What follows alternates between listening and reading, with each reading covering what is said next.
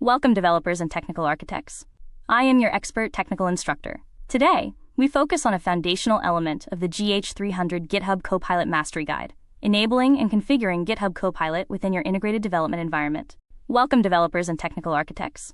I am your expert technical instructor. Today, we are focusing on a foundational element of the GH-300 GitHub Copilot Mastery Guide, enabling and configuring GitHub Copilot within your integrated development environment, or IDE. Before you can harness the power of an AI pair programmer to generate code, write tests, and document legacy applications, you must properly install and authorize the extension within your local or cloud-hosted workspace.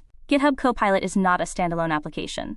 It acts as a deeply integrated extension available for a wide variety of popular development tools, including Visual Studio Code, Visual Studio, JetBrains IDEs like IntelliJ and PyCharm, NeoVim, Azure Data Studio, Xcode, and Eclipse.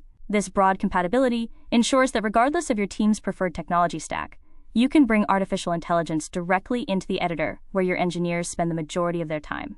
The enablement process begins with ensuring you have an active GitHub account and a valid Copilot subscription. This can range from the Copilot free tier, which provides a limited allowance of 2,000 code completions and 50 chat messages per month, to the robust Copilot Business and Enterprise tiers that offer advanced security, privacy guarantees, and centralized organizational management.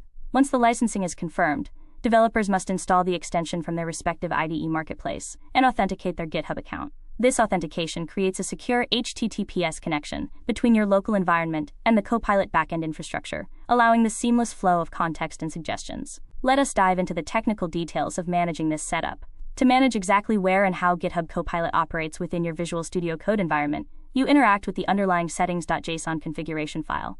While you can use the graphical settings user interface, advanced users and enterprise deployment scripts often rely on directly modifying these JSON key value pairs. By understanding this structure, you can script the enablement of GitHub Copilot across your entire organization's fleet of developer machines, guaranteeing a consistent and compliant developer experience from day one. This flowchart illustrates the activation lifecycle. After installing the extension in the IDE, the developer triggers an authentication flow. Moving forward, let us examine the critical licensing and authentication prerequisites necessary to enable Copilot in the IDE. Without proper authentication, the Copilot extension will remain dormant and fail to activate. Every developer utilizing GitHub Copilot must authenticate using a personal GitHub account. For enterprise environments utilizing GitHub Copilot Business or Copilot Enterprise, the organization administrator must explicitly grant access to the user's account via the GitHub settings dashboard.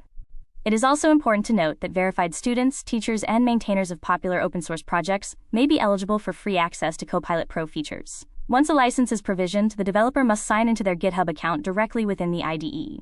In Visual Studio Code, this typically involves clicking the Copilot or Accounts icon in the lower activity bar and following the OAuth browser-based authentication flow. This process generates a secure token that the IDE extension uses to communicate with the GitHub Copilot API endpoints, such as the core API server. If you are operating within a highly secure enterprise environment that utilizes GitHub Enterprise Cloud with data residency or GitHub Enterprise Server, the authentication flow might involve configuring custom endpoints and handling specific personal access tokens, or PATs, rather than the standard OAuth flow. As an administrator, you must ensure your developers understand which account to authenticate with, especially if they maintain separate personal and corporate GitHub identities, to avoid utilizing the incorrect license or violating corporate data exfiltration policies. While standard IDEs utilize a graphical browser-based OAuth flow for authentication, developers utilizing the GitHub Copilot command line interface, or integrating Copilot into specialized terminal environments, must authenticate via the terminal. By executing the authentication commands shown here, the system initiates a device flow, prompting the developer to enter a one-time code in their web browser. This grants the necessary scopes to the local environment, securely storing the authentication token in the system's credential manager, which the Copilot extension then utilizes to authorize every subsequent code completion request. The authentication flowchart details the OAuth sequence. The developer clicks Sign In, which opens the browser for approval. For organizations looking to rapidly onboard developers without the friction of manual local IDE configuration, GitHub Codespaces provides an incredibly powerful solution. GitHub Codespaces is a fully hosted developer environment operating in the cloud that runs Visual Studio Code directly within a web browser or connects to a local desktop client. By utilizing a configuration file known as devcontainer.json, engineering teams can programmatically define the exact development environment required for a specific project. This includes specifying the underlying operating system container, pre-installing necessary language runtimes, libraries, and crucially, pre-configuring Visual Studio Code extensions like GitHub Copilot and Copilot Chat. When a developer spins up a new code space for the repository, the environment provisions automatically, with the Copilot extensions already installed, enabled, and ready to assist. This completely eliminates the notorious "it works on my machine" problem and bypasses the manual steps of searching the extension marketplace. Furthermore, you can use these configuration files to enforce specific IDE settings, such as predefining custom instructions or binding specific keyboard shortcuts for inline chat. This infrastructure as code approach to development environments guarantees that every engineer, whether they are a new hire on their first day or a seasoned veteran, has immediate, friction-free access to their AI pair programmer, securely authenticated and contextually aware of the project's specific requirements. This JSON snippet represents a critical section of a devcontainer.json file used to configure GitHub codespaces. Within the customizations and VS Code blocks, the extensions array explicitly lists the unique identifiers for the GitHub Copilot and GitHub Copilot chat extensions. By committing this file to your repository's root directory, you dictate that any cloud-based development environment spun up for this project will automatically download, install, and activate these specific AI tools. This ensures absolute consistency and immediate AI enablement across your entire engineering organization. This diagram illustrates the automated codespaces provisioning workflow. When a developer creates a codespace, the system reads the devcontainer.json file. It provisions the cloud container, installs runtimes, and automatically injects the VS Code extensions. Once the GitHub Copilot extension is successfully installed and authenticated within the IDE, developers can exert granular control over its behavior, specifically determining which programming languages the AI is allowed to analyze and generate suggestions for. This is managed through the IDE's configuration settings. For example, in Visual Studio Code, you can access the settings editor and search for github.copilot.enable. Here, you will find a dictionary of language identifiers mapped to Boolean values. This is incredibly useful for developers who work in polyglot repositories. You might want GitHub Copilot to actively assist you when writing Python, JavaScript, or TypeScript, but you might want to explicitly disable it when writing sensitive plaintext files, proprietary markup languages, or when working on configuration files where you prefer strict manual control. By configuring the github.copilot.enable setting, you can set a global wildcard to enable Copilot everywhere, and then specifically override it to false for specific languages like YAML or Markdown. Beyond language enablement, you can also configure how suggestions are presented. For instance, you can enable or disable next edit suggestions, a preview feature that predicts the location of the next edit you are likely to make and suggests a completion for it, which may span a single symbol or multiple lines. Properly tuning these IDE settings ensures that Copilot remains a helpful, unobtrusive assistant rather than a distraction, perfectly aligning the AI's output with your personal coding workflow and enterprise security guidelines. This specific JSON configuration illustrates the precise mechanism for language enablement within Visual Studio Code. The asterisk acts as a global wildcard, enabling Copilot suggestions across the board. However, the subsequent key value pairs override this global setting. Here, the developer has explicitly disabled Copilot's inline suggestions for YAML and plaintext files by setting their values to false, while explicitly confirming enablement for Markdown, JavaScript, and Python. Mastering this exact configuration structure is a highly testable concept on the GH-300 certification exam. The language enablement flowchart shows what happens as a developer types. The IDE immediately checks the language settings. If the language is disabled, AI suggestions are suppressed locally. Enabling Copilot in the IDE goes beyond simply turning it on. It involves configuring the tool to understand your project's unique context. This is achieved by implementing repository custom instructions and prompt files. Instead of repeatedly typing the same contextual details into Copilot chat, you can create files within your repository that automatically inject this guidance into the AI's context window.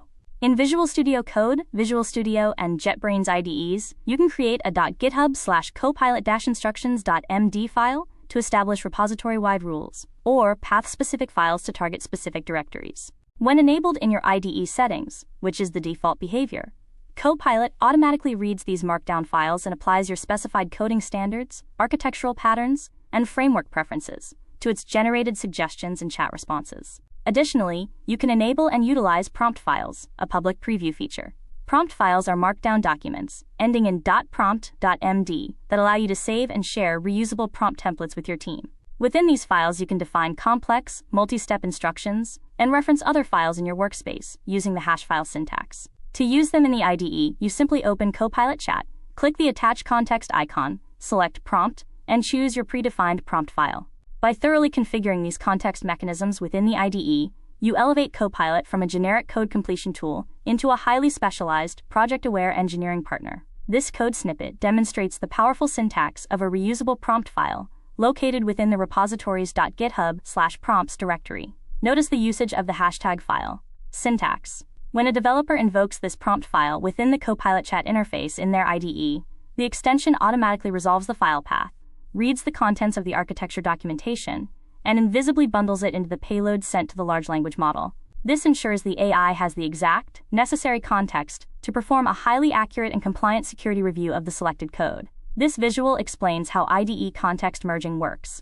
When a developer attaches a prompt file in IDE chat, the system dynamically resolves any linked files. It then merges these instructions with the global Copilot instructions markdown. This constructs a massive, customized context payload, resulting in a highly project-specific AI response.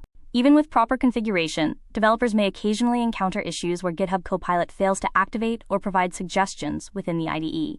A core skill for the GH-300 exam is knowing how to effectively troubleshoot these enablement issues. One of the most common errors is GitHub Copilot could not connect to server. Extension activation failed. This critical error typically indicates two primary problems. Either the authenticated user does not have an active Copilot subscription plan assigned to them, or there is a network error preventing the IDE from reaching the GitHub API to request a secure authentication token. To resolve this, the first troubleshooting step is to completely sign out of your GitHub account within the IDE and sign back in to force a token refresh. If the issue persists, network administrators must verify that corporate firewalls or proxy servers are not blocking Copilot's required telemetry and API endpoints. If Copilot is active but fails to provide inline suggestions, you must verify that duplication detection policies are not overly restrictive, or that the specific file type hasn't been disabled in your settings. Visual Studio Code provides dedicated diagnostic tools to assist in this process. You can open the command palette and run the GitHub Copilot collect diagnostics command. This generates a comprehensive report of the extension status, network connectivity, and authentication state, which is invaluable for identifying the root cause of enablement failures. When standard troubleshooting steps like checking your network connection or verifying your Copilot license status fail, you must utilize the IDE's built-in diagnostic commands. Accessing the command palette and executing collect diagnostics instructs the Copilot extension to run a series of self-tests and compile a detailed log file. This log exposes underlying connection timeouts, SSL certificate validation failures from corporate proxies, or token expiration issues. Furthermore, reloading the window forcefully restarts the extension host, clearing transient memory issues. For advanced Copilot training, visit quicktechie.com. The final troubleshooting flowchart walks through the diagnostic path. Upon an activation failure, you must verify an active subscription and ensure the network allows API access. Welcome to quicktechie.com. So just type in quicktechie.com here. Then you can go through the material which is provided by Quicktechie. So we have first of all video courses which you can go here and you can find the various video courses across the technologies as well as finance domain. So if you see in Microsoft, we have 8 programs currently running. Next, you can go through the ebooks available. So all the ebooks which are in PDF format today, and you can download this. So let me go through Microsoft certification ebooks. You can click on any of this and you can see this is the PDF available for you to download. So these are the premium ebook mostly available on quicktechie.com platform only.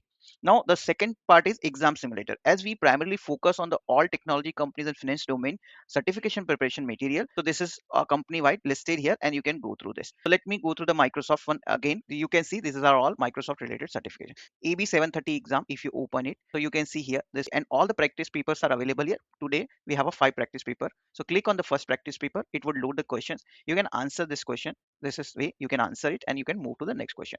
Now third material we wanted to highlight is an audiobook. So we started recently with the audiobooks as well, which you can listen on the go, and various technology wise ebooks are available. And at the last, this is our alumni. These people who are subscribing to our courses and this platform, they are all listed here. And at the end, I wanted to tell you, if you find any course or training or certification preparation material which you want to get us prepare for yourself, please put on the comment section. If you're watching on YouTube, on Udemy, or on this platform itself, quicktechie.com, then please put the comment, or you can even send an email to using this contact us options here. You can directly do the WhatsApp message. You can call us on this numbers as well.